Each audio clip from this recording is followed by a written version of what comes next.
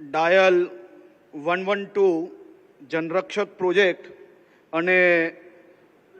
Police વિભાગના નવનિર્મિત મકાનો, ગુજરાતના 18 પોલીસ સ્ટેશનો 217 કરોડના ખર્ચે જે બનેલા છે તેના લોકાર્પણ કાર્યક્રમમાં આપની સૌની વચ્ચે ઉપસ્થિત આદરણીય કેન્દ્રીય મંત્રી, ગૃહમંત્રી અને સહકારિતા મંત્રી શ્રી અમિતભાઈ શાહ સાહેબ, ગુજરાતના મુખ્યમંત્રી શ્રી ભૂપેન્દ્રભાઈ પટેલ સાહેબ, મેયર ગાંધીનગર શ્રીમતી મીરાબેન પટેલ, ધારાસભ્ય શ્રી જે.એસ. પટેલ, અલ્પેશભાઈ ઠાકોર, શ્રીમતી રીટાબેન પટેલ, લક્ષ્મણજીભાઈ ઠાકોર, બલરાજસિંહજી ચૌહાણ, ગૃહ વિભાગના સચિવ શ્રી મનોજ દાસજી, રાજ્યના ડીજીપી શ્રી વિકાસ સહાયજી, નિપુરના તોરવનેજી, કૃષ્ણમ રાજુજી, આજે ગુજરાતમાં સામાન્ય નાગરિકો માટે અલગ અલગ પ્રકારની ઇમરજન્સી વ્યવસ્થાઓમાં જે અલગ અલગ નંબરો ડાયલ કરવા પડતા હતા, એમાંથી તમામ નાગરિકોને માત્ર એક જ નંબર યાદ રાખવો પડે અને માત્ર એક જ નંબર પર કોલ કરવાથી તમામ ઇમરજન્સી સુવિધાઓ પ્રાપ્ત થાય તે માટે રાજ્યના નાગરિકોની સુવિધામાં આજે જનરક્ષક 112 પ્રોજેક્ટનું લોકાર્પણ એ આપણા કેન્દ્રીય ગૃહમંત્રી આદરણીય શ્રી અમિતભાઈ શાહ સાહેબના વરદ હસ્તે થવા જઈ રહ્યું છે.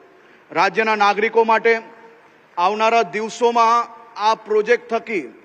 માત્ર એક નંબર જ યાદ રાખવો એટલું જ નહીં, પરંતુ તમામ વિભાગોનું સંકલન ખૂબ સરળતાથી કોઈ બી ઇમરજન્સી, કોઈ બી ઘટના બની હોય, કોઈ બી જગ્યા પર, ચાહે ફાયર બ્રિગેડની જરૂર હોય, એમ્બ્યુલન્સની જરૂર હોય કે પોલીસની જરૂર હોય, 112 પર કોલ કરતા જે એરિયામાં જેટલી બી જરૂરિયાત છે એ બધા જ ડિપાર્ટમેન્ટો તરત પહોંચી શકે અને તરત જ ત્યાં કોઈ બી ઘટના ઉપર કંટ્રોલ લાવવામાં આપણે સફળતા પ્રાપ્ત થઈ શકે તે માટે આજે જનરક્ષક 112નો પ્રોજેક્ટનું લોકાર્પણ થઈ રહ્યું છે. જનરક્ષક 112ના પ્રોજેક્ટની પાછળ એક ખૂબ મહત્વની વાત જે રાજ્યના નાગરિકોને હું જણાવવા માંગુ છું. વેસ્ટર્ન ઝોન કાઉન્સિલની બેઠક મળતી હોય છે દર વર્ષે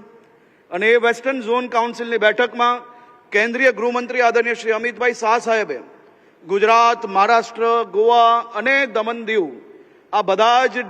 અલગ અલગ રાજ્યોની બેઠકની અંદર ખાસ કરીને પોલીસનો રિસ્પોન્સ ટાઈમ કઈ રીતે સુધરી શકે, વધુમાં વધુ ઝડપથી પોલીસ કઈ રીતે પહોંચી શકે અને પ્રોજેક્ટ 112 જલ્દીમાં જલ્દી બધા જ રાજ્યોની અંદર કઈ રીતે લાગુ પડી શકે તે માટે બધા જ રાજ્યોને માર્ગદર્શન આપેલું. આદરણીય મુખ્યમંત્રી શ્રી ભૂપેન્દ્રભાઈ પટેલના માર્ગદર્શનમાં કેન્દ્રીય મંત્રી શ્રી અમિતભાઈ શાહ સાહેબે જે સૂચના આપી હતી એનું પાલન કરતા ગૃહ વિભાગે 6 મહિનાની અંદર આ 1036 ગાડીઓ રાજ્યના નાગરિકોને વધુમાં વધુ ઝડપથી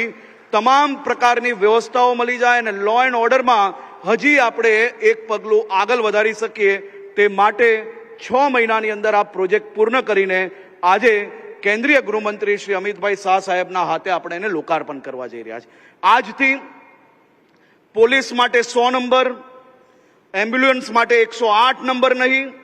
ફાયર માટે 101 નંબર નહીં, મહિલા હેલ્પલાઇન અભયમ માટે 181 નંબર નહીં, ચાઇલ્ડ હેલ્પલાઇન માટે 1098 નહીં અને ડિઝાસ્ટર હેલ્પલાઇન માટે 1077 નંબર લગાડવાની કોઈને બી જરૂર નહીં પડે. માત્ર ને માત્ર 112 પર કોલ કરવાથી એમની બધી જ તકલીફોમાં મદદ કરવા માટે રાજ્ય સરકારની વિવિધ એજન્સીઓ મદદગારમાં એમના સુધી પહોંચશે. આના થકી આવનારા દિવસોમાં સિટી એરિયામાં જે આપણો રિસ્પોન્સ ટાઈમ છે એ રિસ્પોન્સ ટાઈમને ઘટાડવામાં આપણે ખૂબ સરસ રીતે પ્રોજેક્ટ બનાવ્યો છે અને આ પ્રોજેક્ટને આપણે લોકોએ સુરત અને રાજકોટની અંદર છેલ્લા 2 મહિનાથી ટ્રાયલ લીધી. એ ટ્રાયલ લેવાથી જ ત્યાં જે રિસ્પોન્સ ટાઈમ હતો એની અંદર 2 મિનિટનો ઓલરેડી ઘટાડો આવી ગયો છે. પરંતુ આ જે નવી ગાડીઓ છે એ ગાડીઓ સ્ટ્રેટેજિકલી ગુજરાતના અલગ અલગ લોકેશનો પર મૂકવામાં આવશે. આ ગાડીઓ જોડે જોડે જ 108ના બી લોકેશનો હોય છે. આ 112ની જનરક્ષકની ગાડીને કોઈ બી પ્રકારના પોલીસ સ્ટેશનોની કોઈ બી સીમા લાગશે નહીં. જે સૌથી નજીક 112ની ગાડી હશે એ રાજ્યના નાગરિકોની સુવિધામાં ઝડપથી ત્યાં પહોંચશે. આજે હું આપ સૌ વતી આદરણીય કેન્દ્રીય ગૃહમંત્રી શ્રી અમિતભાઈ શાહ સાહેબને, રાજ્યના પ્રત્યેક નાગરિકો વતી હું રાજ્યના એક નાગરિક તરીકે સાહેબને અભિનંદન આપું છું, એમનો આભાર માનું છું કે આપે અમને આ સૂચન આપ્યું, એ સૂચનને અમે આગળ વધારી રહ્યા છે. એમનું બીજું સૂચન જે હતું મિટિંગની અંદર, એ સાયબર ક્રાઇમની અંદર વધુમાં વધુ ઝડપથી રાજ્યના છેવાડાના માનવી કોઈ ડાંગથી કે પોરબંદરના ગામડાઓમાંથી બી ફોન કરે તો એને ઝડપથી સહાયતા કઈ રીતે મળી શકે, આપણો ટોલ ફ્રી નંબર બિઝી ના આવે એ માટે વધુમાં વધુ સ્ટાફ ત્યાં કઈ રીતે નિમણૂક કરી શકીએ, તે માટેની એમને જે સૂચન આપેલું તે દિશામાં બી રાજ્યના ગૃહ વિભાગ દ્વારા કામગીરી ઝડપથી કરવામાં આવી છે. અને હજી વધુ કામગીરી સાયબરની અંદર એક ડેડિકેટેડ આખી ટીમ બનાવીને સાયબર વિભાગ આખો આપણે અલગ નવો બનાવીએ છીએ રાજ્યમાં, જેના થકી આવનારા દિવસોની અંદર હજુ વધુ ઝડપથી લોકોને ન્યાય મળે તે માટે કામગીરી ચાલી રહી છે. હું આદરણીય ગૃહમંત્રી શ્રી અમિતભાઈ શાહ સાહેબનો રાજ્યના નાગરિક તરીકે એટલા માટે આભાર માનું છું કે આજ સુધી દેશમાં સૌથી લાંબા ગાળા સુધી કેન્દ્રીય ગૃહમંત્રી તરીકે એમને સેવા આપી છે અને દેશના અનેક મહત્વના જે કાર્યો છે એ દેશના લોકપ્રિય પ્રધાનમંત્રી નરેન્દ્રભાઈ મોદીજીના માર્ગદર્શનમાં કેન્દ્રીય ગૃહમંત્રીજી દ્વારા કરવામાં આવ્યો છે.